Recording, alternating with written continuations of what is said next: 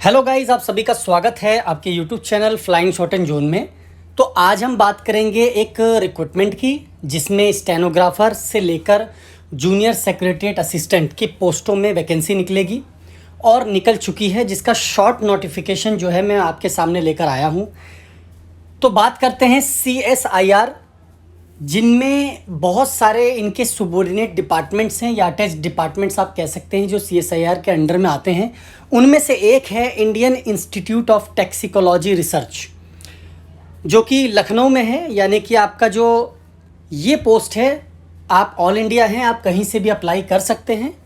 ठीक है, central post है, बट आपकी जो पोस्टिंग है वो लखनऊ में होगी। तो जिनको जो यूपी के हैं और स्पेशली लखनऊ जैसे स्टेट में रहना चाहते हैं, सिटी में रहना चाहते हैं, तो उनके लिए बहुत अच्छी अपॉर्चुनिटी है।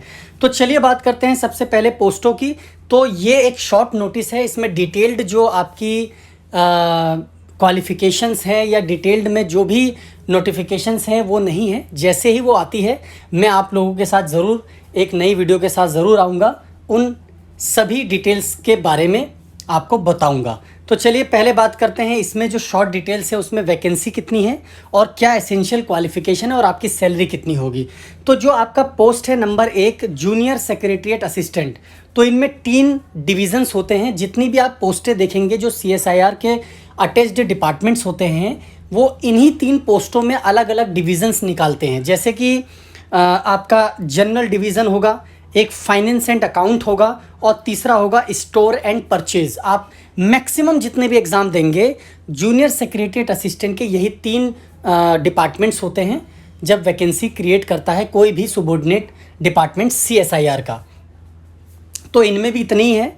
तो अगर आप टोटल वैकेंसी की बात करें तो जो टोटल वैकेंसी है वो है 8, जिसमें से 5 वैकेंसी आपकी जनरल डिपार्टमेंट में है। ठीक है, इसमें 4 UR की है, 1 SC की है, 28 साल आपकी एज है जो मैक्सिमम रखी गई है।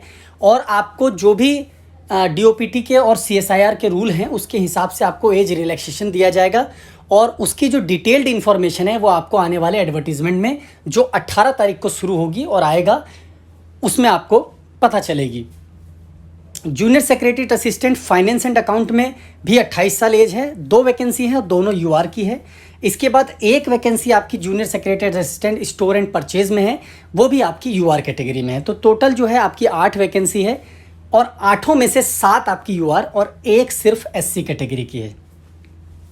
अगर हम एसेंशियल क्वालिफिकेशन की बात करें तो 10+2 यानी कि 12th आपकी क्लियर होनी चाहिए कट ऑफ डेट तक। इसके साथ साथ अगर आप हिंदी में टाइपिंग देना चाहते हैं तो आपकी 30 वर्ड्स पर मिनट मिनिमम टाइपिंग होनी चाहिए। और अगर आप इंग्लिश में देते हैं तो आपकी 35 वर्ड्स पर मिनट होनी चाहिए। इसके बाद जो आपका जो स्किल टेस्ट है, यानी कि उसको कैसे टेस्ट लिया जाएगा, तो 10 मिनट्स की आपकी टाइपिंग होगी। और आपकी जो एरर है वो एज़ पर द रिक्वायरमेंट जो भी CSIR फिक्स करेगा उसके हिसाब से अप्रॉक्सीमेट स्टैंडर्ड 5% ही एरर माफ़ होती है मैक्सिमम तौर पर। सैलरी की बात करें तो लेवल 2 है, यानी कि आपका 19,900 बेसिक होगा। और आपकी जो ग्रॉस अप्रॉक्सीमेट सैलरी है वो तकरीबन 32 से 35 हज़ार के आसपास बनेगी अगर DA इम्प्लीमेंट होता है जुलाई का। तो चलिए इसके बाद हम बात करते हैं अपनी अगली पोस्ट का, जो है पोस्ट कोड D, यानी कि जूनियर स्टेनोग्राफर। तो SSC स्टेनो ग्रेड D के इक्विवेलेंट है, या DSSB में जो भी जूनियर स्टेनोग्राफर होता है 2400 ग्रेड पे का, यानी कि लेवल 4 25,500 बेसिक के साथ वो पोस्ट है। आपकी तकरीबन जो ग्रॉस सैलरी है वो 44,000 के आसपास बनेगी। अगर DA इम्प्लीमेंट होता है तो 45-46 आप मान के चलिए। वैकेंसी की बात करें तो केवल 2 वैकेंसी है और वो दोनों की दोनों जो है आपकी UR कैटेगरी में है। अच्छा, एज रिलैक्सेशन जो है वो आपका इसमें 1 साल कम, यानी कि 27 साल मैक्सिमम आपकी होनी चाहिए। उससे ज़्यादा आप होंगे तो आप इसके लिए एलिजिबल नहीं है।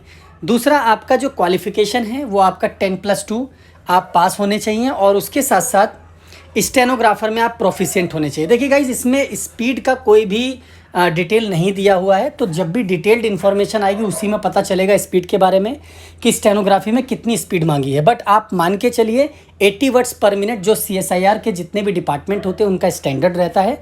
और 10 मिनट्स की आपकी शॉर्ट हैंड डिक्टेशन होगी, उसको ट्रांसक्राइब करना होगा, अलग से कई बार टाइपिंग ले ली जाती है किसी डिपार्टमेंट में, और कई बार किसी डिपार्टमेंट में अलग से टाइपिंग नहीं होती है, और अगर होती है तो 40 वर्ड्स पर मिनट आप मान के चलिए आपको स्टेनोग्राफी में मिल सकता है। तो डिटेल्ड जो एडवर्टीजमेंट है वो आपका 18 तारीख यानी कि मंडे को आ जाएगा, और ऑनलाइन एप्लीकेशन भी आपकी मंडे से 11 बजे के आसपास आपकी स्टार्ट हो जाएगी।